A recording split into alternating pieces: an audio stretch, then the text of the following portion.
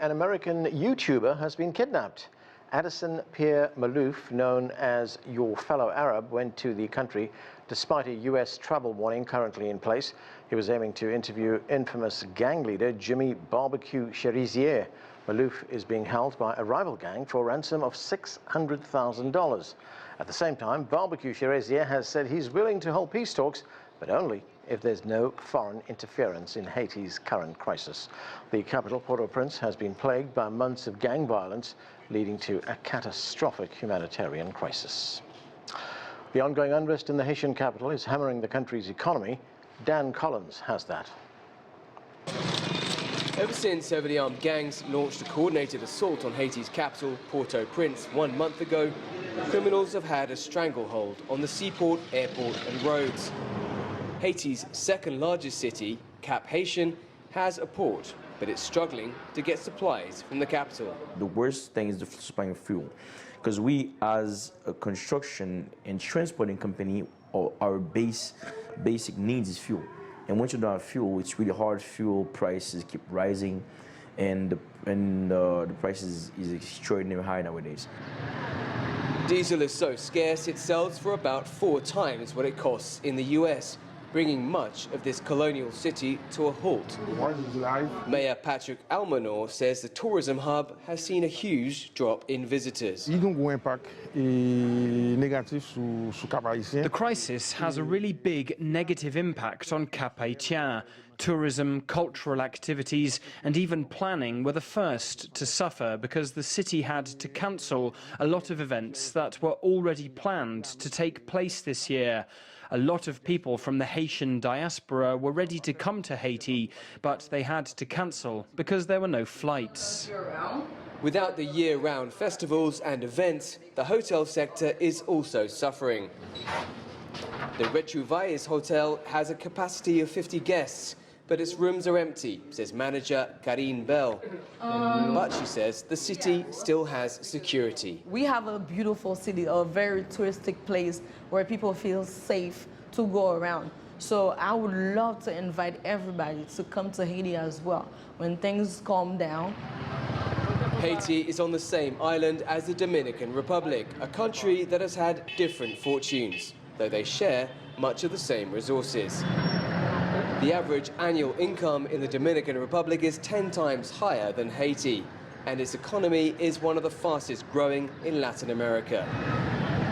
Haiti's political instability, on the other hand, has made it the poorest country in the Western Hemisphere. The beaches of northern Haiti are a major tourist attraction, but there are only locals here at the moment. The crisis in the capital has shut down airports and hotels and scared away tourists. Meanwhile, in the neighboring Dominican Republic, the beaches are full of visitors. The hotel owner on this beach says he's closing up. I'm closing the hotel, and I just keep the beach and the restaurant to keep my worker, you know, the people, my employee with me. But you know, the worst thing in that is I don't see any something happening. You know, I don't see the future. It looks like paradise, but the lack of any stability and security is not only bad for tourism, it's bad for Haitians. Dan Collins, CGTN, in Cap-Haïtien, Haiti. Joining us now to get a more in-depth look at the challenges Haiti is facing is Louis-Henri Mars, founder and executive director of Lakou, Lape, a community of people seeking to build peace in Haiti. Louis-Henri, thanks for joining us. The United Nations is calling for foreign police to help out in Haiti, but you know, as we heard, these powerful gang leaders have said they will not allow any foreign interference. So how do you expect this to play out?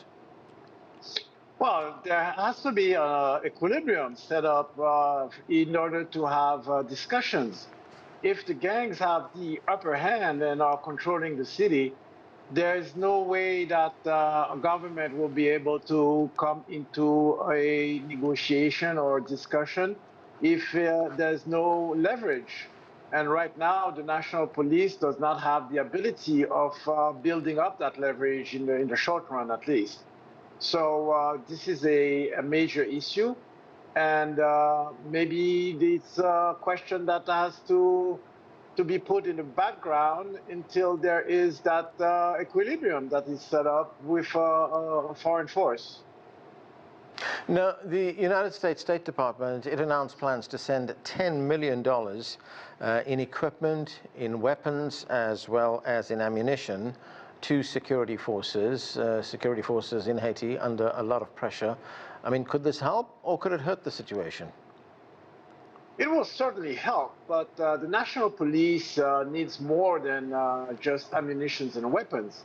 It needs training, and its superior officers need also good advice and counseling on how to run operations and to face off with the gangs. There is a lack of professional capacity to address these issues of strategic planning and operations.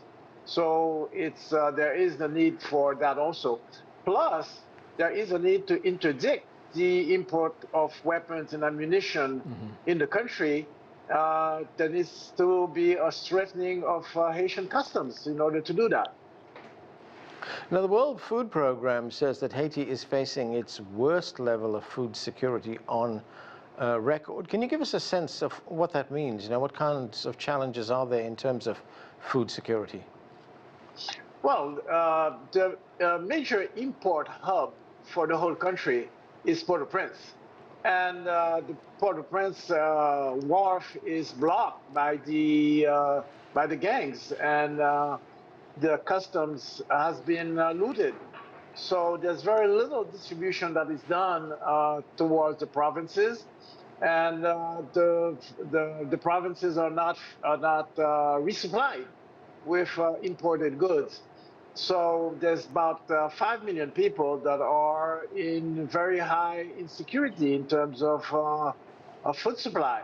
It's a disaster. It's a man-made disaster, and it has to be addressed in the very short term. Port-au-Prince itself is completely isolated. We cannot go out or by road or by air. And very shortly, the supermarkets and the marketplaces here are going to be lacking food on the shelves also. Now, you know, as we reported earlier, fuel prices in Haiti are soaring. There's also, of course, the insecurity, the violence in the capital, Port-au-Prince. I mean, how are trucking companies, for instance, or businesses, local businesses, managing to cope? There's different routes for the fuel to come out in a trickle, sometimes through contraband, sometimes through paying off the gangs, and sometimes actually coming over from the Dominican side of the island. But overall, there is certainly a very big shortfall in terms of finding gas and diesel in the country. And again, the provinces suffer a lot because it's from Port-au-Prince that the gas and diesel is distributed out to the provinces.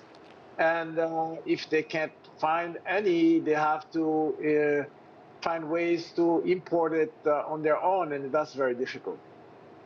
You know, we just saw that report from our correspondent in which she talked to someone at a hotel where, you know, hotel rooms are unoccupied. We also heard from one hotel owner who says that he's closed his hotel to guests. Now, there's something like 18% of employed Haitians work in that sector, in the tourism sector. But as I said, you know, due to this unrest, these rooms are empty, tourist hotspots are empty, events that have been arranged have now been cancelled. How big is the impact on the tourism industry?